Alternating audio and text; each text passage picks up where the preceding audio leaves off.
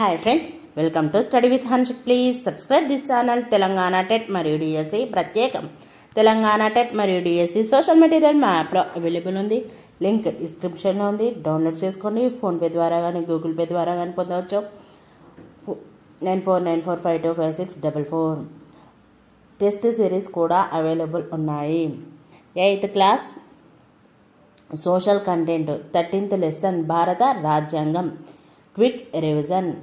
కీలక పదాలు: భారత రాజ్యాంగంలో మౌలిక సూత్రాలు, దేశాన్ని పాలించే విధానాలు పొందుపరిచారు. 1928 మోతీలాల్ నెహ్రూ మరియు మరొక 8 మంది కాంగ్రెస్ కలిసి భారత రాజ్యాంగాన్ని రాశారు. 1931 కరాచీ సమావేశం జరిగింది. భారత రాజ్యాంగం ఎలా ఉండాలో భారత జాతీయ కాంగ్రెస్ ఒక తీర్మానం చేసింది. 1946 జూలై రాజ్యాంగ సభకు ఎన్నికలు. 1946 డిసెంబర్ రాజ్యాంగ సభ మొదటి సమావేశం. 1947 ఆగస్టు రాజ్యాంగ సభను భారతదేశ, పాకిస్తాన్ రాజ్యాంగ సభలుగా విభజించారు. రాజ్యాంగ సభలో సభ్యులు 299 ప్రధానంగా బ్రిటిష్ పాలనలో ఏర్పడిన శాసనసభ నుండి ఎన్నుకున్నారు. ఇందులో భారత జాతీయ కాంగ్రెస్కి చెందిన సభ్యులు అధిక సంఖ్యలో ఉన్నారు. మహిళలు కేవలం 15 మందే ఉన్నారు. 1949 నవంబర్ 26 రాజ్యాంగాన్ని ఆమోదించిన తేదీ. 1950 జనవరి 26 రాజ్యాంగం అమల్లోకి వచ్చిన తేదీ. జనవరి 26 రాజ్యాంగం అమల్లోకి వచ్చిన గుర్తుగా ప్రతి సంవత్సరం జనవరి 26ను గణతంత్ర దినంగా జరుపుకుంటున్నాము. Drafting committee chairman doctor BR Ambedkar. రాజ్యాంగ ముసాయిదా ప్రతి కోసం 2000కు పైగా సవరణలను పరిగణలోకి తీసుకున్నారు. రాజ్యాంగ సచిత్ర ప్రతి. రాజ్యాంగ సభ సభ్యులందరూ సంతకాలు చేశారు. రాజ్యాంగ నిర్మాతల చిత్రాలలో మహాత్మా గాంధీ చిత్రం ఉండదు. 1931 యంగ్ ఇండియా అనే పత్రికలో రాజ్యాంగం నుండి తాను ఏమి ఆశిస్తున్నాడో గాంధీ పేర్కొన్నాడు. పీఠిక రాజ్యాంగ ఉద్దేశాలను, మౌలిక సూత్రాలను తెలియజేస్తుంది. రాజ్యాంగంలోని అన్ని అంశాలకు మార్గదర్శకం చేస్తుంది. గణతంత్రం ఎన్నికైన వ్యక్తి దేశాధినేత అవుతాడు. సర్వసత్తాక అంతర్గత విదేశీ వ్యవహారాలన్నింటిలో నిర్ణయాలు తీసుకోవడానికి, చట్టాలు చేయడానికి భారతదేశానికి పూర్తి హక్కు ఉంటుంది. సామ్యవాదం సృష్టించిన సంపదను అందరూ సమానంగా పంచుకోవాలి. దానిని అన్ని రకాల అసమానతలను తగ్గించడానికి, అంతం చేయడానికి దేశం కృషి చేస్తుంది. లౌకికత్వం ఏ మత ఆధారంగా ప్రభుత్వం నడవదు. ప్రభుత్వం ఏ ఒక్క మతానికి ప్రాముఖ్యత ఇవ్వదు. ఏ మతాన్ని అనుసరించకపోవటానికైనా ప్రతి ఒక్క పౌరునికి హక్కు ఉంటుంది. ప్రజాస్వామ్యం ప్రజలందరికీ సమాన రాజకీయ హక్కులు ఉండే ప్రభుత్వ విధానం. ప్రజలు తమ ప్రతినిధులను ఎన్నుకుంటారు. ప్రజాప్రతినిధులు ప్రజలకు జవాబుదారీగా ఉంటారు. ఆదేశిక సూత్రాలు వీటిని ప్రభుత్వం అనుసరించడం లేదని న్యాయస్థానాలలో కేసులో వేయలేము. ప్రాథమిక హక్కులు వీటికి భంగం కలిగినప్పుడు న్యాయస్థానాల సహాయం తీసుకోవచ్చు. పార్లమెంటు చట్టాలు చేస్తుంది. ఈ చట్టాలను పార్లమెంటు సభ్యులతో ఏర్పడిన ప్రభుత్వం అమలు చేస్తుంది. దేశ పరిపాలన ప్రధానమంత్రి నేతృత్వంలోని మంత్రివర్గం క్యాబినెట్ చేయబడుతుంది. రాష్ట్రపతి ప్రభుత్వం మొత్తానికి అధినేత. సమాఖ్య వ్యవస్థ భారతదేశం సమాఖ్య వ్యవస్థను కలిగి ఉంది. పార్లమెంటు, రాష్ట్ర శాసనసభలు కేంద్ర ప్రభుత్వం పార్లమెంటుకి, రాష్ట్ర ప్రభుత్వాలు రాష్ట్ర శాసనసభలకి జవాబుదారీ. సైన్యం, రైల్వేలు వీటికి సంబంధించిన చట్టాలను కేంద్ర ప్రభుత్వం చేస్తుంది. పోలీసు, రోడ్డు రవాణా, పాఠశాలలు వీటికి సంబంధించిన చట్టాలను రాష్ట్ర ప్రభుత్వం చేస్తుంది. లోక్సభ భారతదేశ ప్రజలందరూ ఎన్నుకుంటారు. రాజ్యసభ సభ్యుల ఎన్నిక రాష్ట్ర శాసనసభలో ఎన్నుకుంటాయి. రాజ్యాంగం మారుతూ సజీవంగా ఉండే పత్రం. 99 2013 వరకు చేసిన రాజ్యాంగ సవరణలు. డాక్టర్ రాజేంద్ర ప్రసాద్ రాజ్యాంగ సభ అధ్యక్షులు. Doctor BR Ambedkar drafting committee chairman. Comptroller మరియు ఆడిటర్ జనరల్ ప్రభుత్వాల ఖర్చుని పర్యవేక్షిస్తాడు. 3 అంచుల్లో ప్రజాస్వామ్యం. దేశ స్థాయిలో పార్లమెంటు, రాష్ట్రాల స్థాయిలో రాష్ట్ర శాసనసభలు, జిల్లా స్థాయిలో పంచాయతీ రాజ్ వ్యవస్థ అనే స్థానిక ప్రభుత్వం. 2013 వరకు భారత రాజ్యాంగానికి చేసిన సవరణలు 99. రాజ్యాంగ సభ అధ్యక్షులు doctor Rajendra Prasad, drafting committee chairman doctor BR Ambedkar, ఆహార వ్యవసాయ మంత్రి జయరామ్ దాస్ దౌలత్ రామ్, ఆరోగ్య మంత్రి రాజ్ కుమారి అమృత్ కౌర్, ఆర్థిక మంత్రి డాక్టర్ జాన్ మతాయ్, ఉప ప్రధాన మంత్రి సర్దార్ వల్లభభాయ్ పటేల్, కార్మిక మంత్రి జగ్జీవన్ రామ్. 14వ లెసన్. పార్లమెంటు, కేంద్ర ప్రభుత్వం. పార్లమెంటు చట్టాలు చేసే అత్యున్నత సంస్థ. దేశమంతటికీ చట్టాలను చేస్తుంది. ఈ చట్టాలను అమలు చేసేది కేంద్ర ప్రభుత్వం. రాష్ట్రాలకు చట్టాలు రాష్ట్ర శాసనసభ సభ్యులు చేస్తారు. 1986 జాతీయ విద్యా విధానం పార్లమెంటు రూపొందించిన చట్టం. ఇప్పటికీ విద్యా కార్యక్రమంలో మార్గదర్శకంగా ఉంది. ఉచిత నిర్బంధ ప్రాథమిక విద్యకు బాలల హక్కు. 2009లో పిల్లలందరికీ నాణ్యమైన విద్యనందించడం కోసం పార్లమెంటు చేసిన చట్టం. ప్రభుత్వ ఆదాయ వ్యయాలు పార్లమెంటు ఆమోదిస్తుంది. లోక్సభ సభ్యులు నేరుగా ప్రజల ద్వారా ఎన్నికవుతారు. వీటిని ప్రత్యక్ష ఎన్నికలు అంటారు. రాజ్యసభ సభ్యులు వీరిని రాష్ట్ర శాసనసభ సభ్యులు ఎన్నుకుంటారు. వీటిని పరోక్ష ఎన్నికలు అంటారు. 6 సంవత్సరాల కాలానికి ఎన్నికవుతారు. ప్రతి 2 సంవత్సరాలకు 1/3 సభ్యుల పదవీ కాలం ముగుస్తుంది. వారి స్థానంలో కొత్త వారిని ఎన్నుకుంటారు. ఆర్థిక విషయాల్లో అధికారాలు లోక్సభకు ఎక్కువ ఉన్నాయి. మంత్రిమండలిని నియంత్రించేది లోక్సభ. లోక్సభకు ఎన్నికలు ప్రతి 5 సంవత్సరాలకు ఒకసారి జరుగుతాయి. లోక్సభ సభ్యుడి అర్హత వయస్సు 25 సంవత్సరాలు.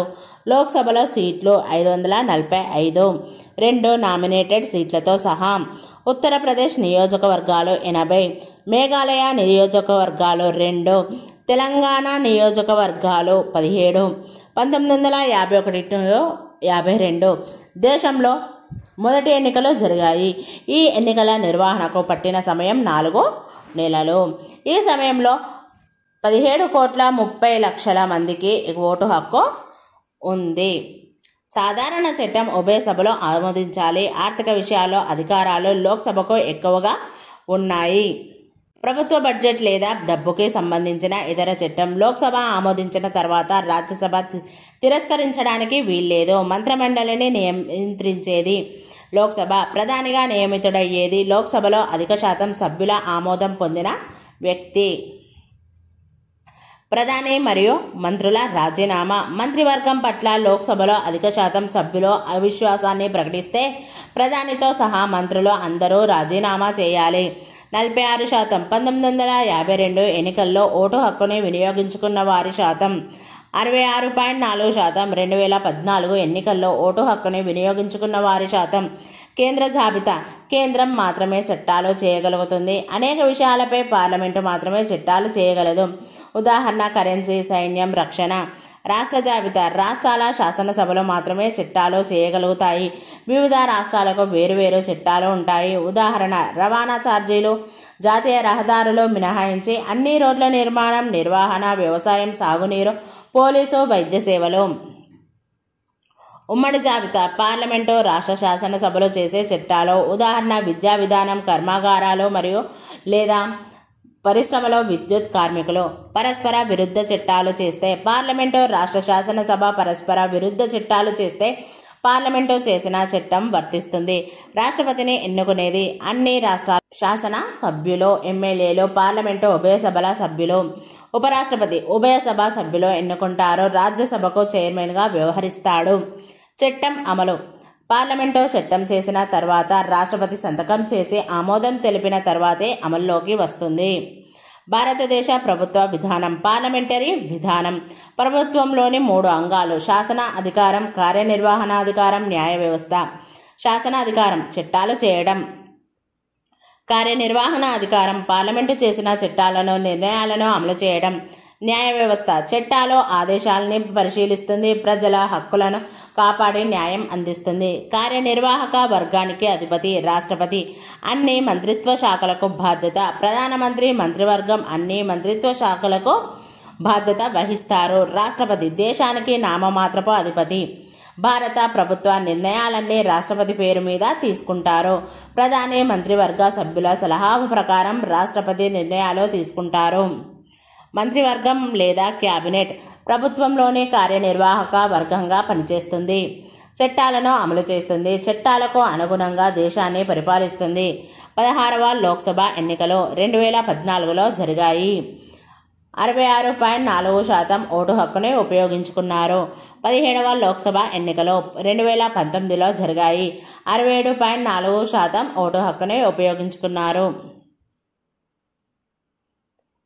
లోక్సభకు మొదటి ఎన్నికలు సంవత్సరం 1951 నుండి 52 ఎన్నికలు నిర్వహించినది ఎన్నికల సంఘం. ఎన్నికల నిర్వహణ సమయం 4 నెలలు. ఎన్నికలు జరిగిన విధానం సార్వజనీన ఓటు హక్కు ద్వారా. ఓటు అర్హత వయసు 21 సంవత్సరాలు అంతకంటే ఎక్కువ. ఓటు హక్కు కలిగిన ప్రజలు 17,30,00,000. పోలింగ్ కేంద్రాలు 2,24,000. ఉక్కు బ్యాలెట్ పెట్టెలు 25 లక్షలకు పైగా. బ్యాలెట్ పత్రాలు 62 కోట్లు. పర్యవేక్షించిన అధికారులు 10 లక్షలు. పోటీ చేసిన అభ్యర్థులు 17,500. ఎన్నికైన సభ్యులు 489. ఓటు హక్కు ఉన్న మహిళల్లో ఉపయోగించుకున్న వారి శాతం 40%. ఓటున్న వాళ్ళలో ఓటు హక్కు ఉపయోగించుకున్న వారి శాతం 46%. మొదటి లోక్సభ ఎన్నికలు 1952. పార్టీ గెలిచిన సీట్లు: కాంగ్రెస్ 364, కమ్యూనిస్టులు మిత్ర పార్టీలు 23, సోషలిస్టులు 12, కిసాన్ మజ్దూర్ ప్రజా పార్టీ 9, జనసంఘ్ 3, హిందూ మహాసభ 4, రామరాజ్య పరిషత్ 3, ఇతర పార్టీలు 30, స్వతంత్రులు 41, మొత్తం 489. ఒక సర్వే ప్రకారం 1996 ఎన్నికల్లో ఓటు హక్కు వినియోగించిన వారి శాతం: పేదవారు నిరక్షరాస్యులు 61%, పట్టభద్రులు 53%. నోట్: జమ్మూ కాశ్మీర్ రాష్ట్రం 6 లోక్సభ నియోజకవర్గాలను కలిగి ఉండేది. ప్రస్తుతం జమ్మూ కాశ్మీర్, లడఖ్ అనే 2 కేంద్రపాలిత ప్రాంతాలుగా మారాయి. రాష్ట్రాల వారీగా లోక్సభ నియోజకవర్గాలు. రాష్ట్రం సంఖ్య: ఆంధ్రప్రదేశ్ 25, అరుణాచల్ ప్రదేశ్ 2, అస్సాం 14, బీహార్ 40, ఛత్తీస్గఢ్ 11, గోవా 2, గుజరాత్ 26, హర్యానా 10, హిమాచల్ ప్రదేశ్ 4, మణిపూర్ 2, మేఘాలయ 2, మిజోరాం 1, నాగాలాండ్ 1, ఒడిశా 21, పంజాబ్ 13, రాజస్థాన్ 25, సిక్కిం 1, తమిళనాడు 39.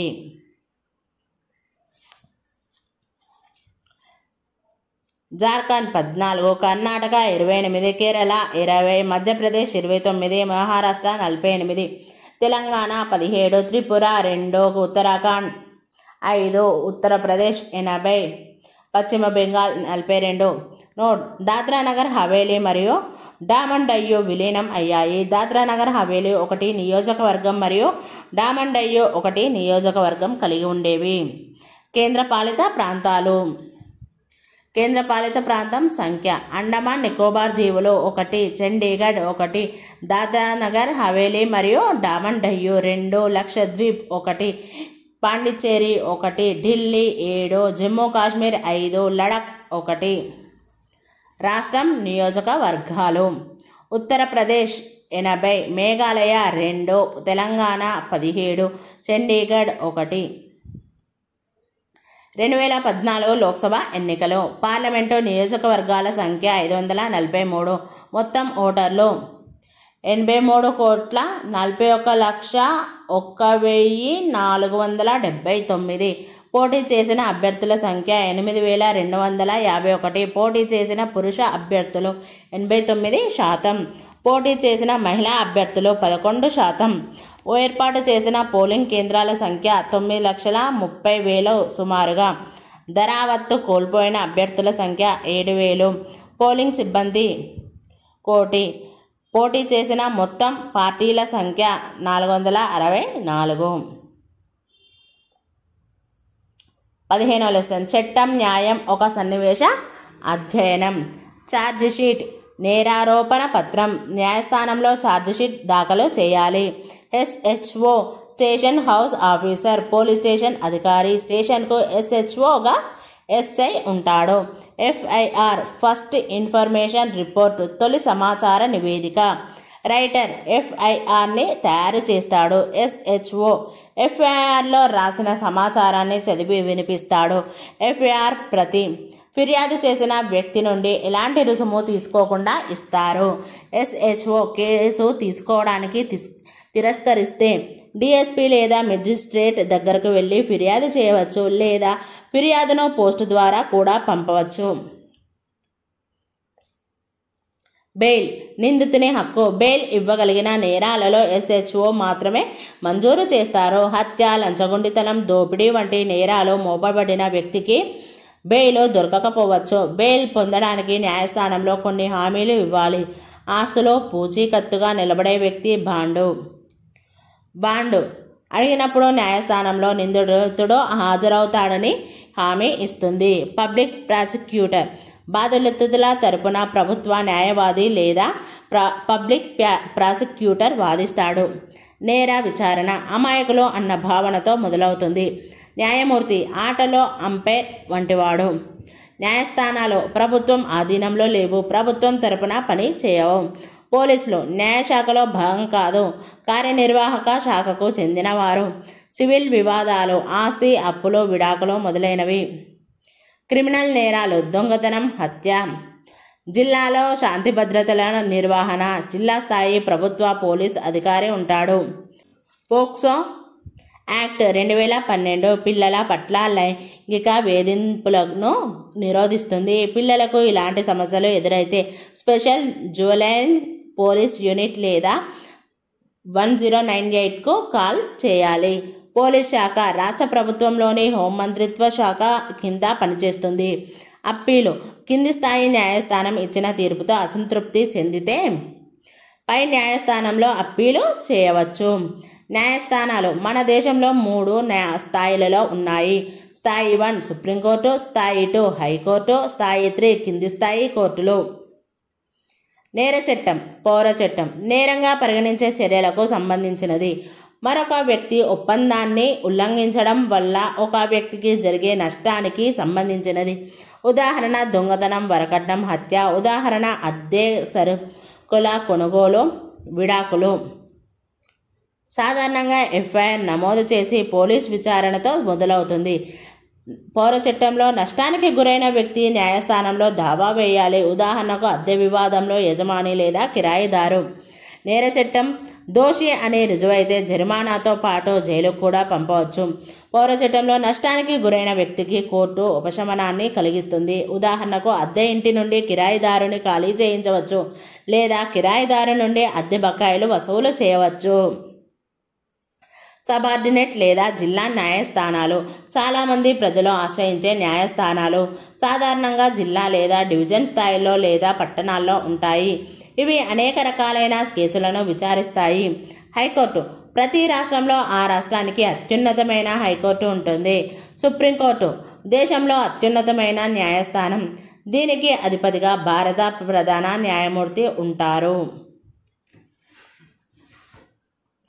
16వ లెసన్ జమీందారీ వ్యవస్థ రద్దు. కీలక పదాలు.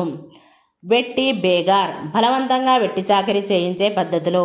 ఖుద్కాస్ట్ జమీందారులు సాగు చేసే భూములు. సర్ఫ్ ఏ కాస్ నిజాం సొంత ఆస్తి. భూకమతం సాగు చేసే భూమి విస్తీర్ణం. సర్వోదయ నాయకుడు ఆచార్య వినోబా భావే. భూదాన్ ఉద్యమం ప్రారంభించినది ఆచార్య వినోబా భావే. ప్రారంభించిన తేదీ 1951 ఏప్రిల్ 18. స్థలం పోచంపల్లి, యాదాద్రి. మొదటగా భూదానం చేసినది వెదిరే రామచంద్రారెడ్డి. 250 ఎకరాలు. మొదటిగా భూమిని దానంగా పొందినది మైసయ్య. 44 లక్షల ఎకరాలు వినోబా భావే దానంగా పొందిన భూమి. 1955 హైదరాబాద్ ఇనాం భూముల రద్దు చట్టం. 1972 సెప్టెంబర్ ఆంధ్రప్రదేశ్ భూ పరిమితి చట్టం ఆమోదం. 1975 జనవరి ఆంధ్రప్రదేశ్ భూ పరిమితి చట్టం అమలు. 55% అంటే 18.6 కోట్ల జనాభా. స్వాతంత్రం వచ్చే నాటికి గ్రామీణ పేదరికం. 1950 జమీందారీ వ్యవస్థను అన్ని రాష్ట్రాలు రద్దు చేస్తాయి. 1927 తెలంగాణలో వెట్టి చాకరీ నిర్మూలన చట్టం. 1949 ఆగస్టు 15 జాగీర్దారీ వ్యవస్థ రద్దు చట్టం. చిన్న చిన్న రాజ్యాలుగా ఉన్న జాగీర్లను నిజాం రద్దు చేశాడు. 1950 హైదరాబాదు కౌలుదారీ చట్టం. 8 లక్షల ఎకరాలు తెలంగాణ ఆంధ్రప్రదేశ్లో మిగులు భూమి 6,41,000 ఎకరాలు దీనిలో ప్రభుత్వం స్వాధీనం చేసుకున్నది. వీటిలో ప్రభుత్వం పంచిన భూమి 5,82,000 ఎకరాలు. వీటిని 5,40,000 మంది భూమి లేని పేద సన్నకారు రైతులకు పంచింది. పశ్చిమ బెంగాల్ భూ పరిమితి చట్టాన్ని సమర్థవంతంగా అమలు చేసిన రాష్ట్రాల్లో ఒకటి. 12,94,000 ఎకరాల భూమిని స్వాధీనం చేసుకొని అందులో నుండి 10,64,000 ఎకరాల భూమిని 26,51,000 కుటుంబాలకు పంచింది. 17వ లెసన్ పేదరికం అవగాహన. కీలక పదాలు. శక్తి కిలో క్యాలరీలలో కొలుస్తారు. చెంచా చక్కెర నుండి వచ్చే శక్తి 40 కిలో క్యాలరీలు. చెంచా నూనె నుండి వచ్చే శక్తి 90 కిలో క్యాలరీలు. 80% కనీసం క్యాలరీలు ఇచ్చే ఆహారాన్ని తినని గ్రామీణ ప్రజల శాతం. ప్రతి 5గురిలో 3 పట్టణ ప్రాంతాలలో తక్కువ ఆహారాన్ని తీసుకుంటున్నవారు. నేషనల్ శాంపిల్ సర్వే లేదా జాతీయ నమూనా సర్వే భారత ప్రభుత్వం ప్రతి 4 లేదా 5 సంవత్సరాలకు ఒకసారి నిర్వహిస్తుంది. 1624 కిలో క్యాలరీలు. 2004 నేషనల్ శాంపిల్ సర్వే ప్రకారం అత్యంత పేదలు సగటున తీసుకుంటున్న ఆహారం. BMI body mass index. BMI సూత్రం శారీరక బరువు కిలోలలో డివైడెడ్ బై ఎత్తు ఇంటూ ఎత్తు మీటర్లలో. దేశం మొత్తం ఆదాయంలో 1/6 వంతు వ్యవసాయం నుండి వస్తుంది. 40% తెలంగాణ మరియు ఏపీ గ్రామీణ కుటుంబాలలో ప్రధానంగా వ్యవసాయ కూలీల శాతం. సంవత్సరంలో వ్యవసాయ కూలీకి దొరికే పని 120 నుండి 180 రోజులు. పని హక్కు రాజ్యాంగంలోని ఆదేశక సూత్రాల్లో పొందుపరిచారు. ప్రాథమిక అవసరాలు తీర్చుకోవడానికి ప్రతి వ్యక్తికి పని కల్పించాలని తెలుపుతుంది. అధికరణ 21 జీవించే హక్కు. అధికరణ 41 తన ఆర్థిక సామర్థ్యం అభివృద్ధి పరిమితులకు లోబడి పని హక్కు కల్పించడానికి ప్రభుత్వం ఏర్పాటు చేయాలి. MNREGA 2005 మహాత్మా గాంధీ జాతీయ గ్రామీణ ఉపాధి హామీ చట్టం. ఈ చట్టం ప్రకారం నైపుణ్యం అవసరం లేని శారీరక శ్రమ చేయడానికి సిద్ధంగా ఉండి పని అడిగిన పెద్దవాళ్లకు 18 సంవత్సరాలు నిండిన ప్రభుత్వం పని కల్పించాలి. సామాజిక తనిఖీ ద్వారా ఈ పథకం అమలు తీరుని పరిశీలిస్తారు. అంత్యోదయ కార్డులు అత్యంత పేదవారికి ఇచ్చే కార్డులు. తెల్ల కార్డులు లేదా BPL కార్డులు పేదవారికి ఇచ్చే కార్డులు. గులాబీ కార్డులు లేదా APL కార్డులు దారిద్ర్య రేఖకు ఎగువన ఉన్న వారికి ఇచ్చే కార్డులు. అన్నపూర్ణ కార్డులు వయస్సు మళ్ళిన అతిపేద వారికిచ్చే కార్డులు. అర్థశాస్త్రం కౌటిల్యుడు క్రీస్తుపూర్వం 4వ శతాబ్దంలో రచించాడు. BMI body mass index. MNREGA Mahatma Gandhi national rural employment guarantee act. PDS public distribution system. BPL below poverty line. APL above poverty line. జాతీయ స్థాయిలో ప్రామాణికంగా నిర్ధారించిన ప్రతిరోజు అవసరమయ్యే ఆహారం. పల్లె ప్రాంతాల్లో ఉండేవారు 2,400 కిలో క్యాలరీలు. పట్టణంలో ఉండేవారు 2,100 కిలో క్యాలరీలు. సగటున రోజుకి తీసుకోవాల్సిన ఆహారం 2,100 కిలో క్యాలరీలు. శారీరక శ్రమ ఎక్కువగా చేసేవారు 2,400 కిలో క్యాలరీలు. 2004 నేషనల్ శాంపిల్ ప్రకారం గ్రామీణ భారతంలో సగటున ప్రతి వ్యక్తి ప్రతిరోజు తీసుకుంటున్న ఆహారం BMI శారీరక బరువు కిలోలలో డివైడెడ్ బై ఎత్తు ఇంటూ ఎత్తు మీటర్లలో.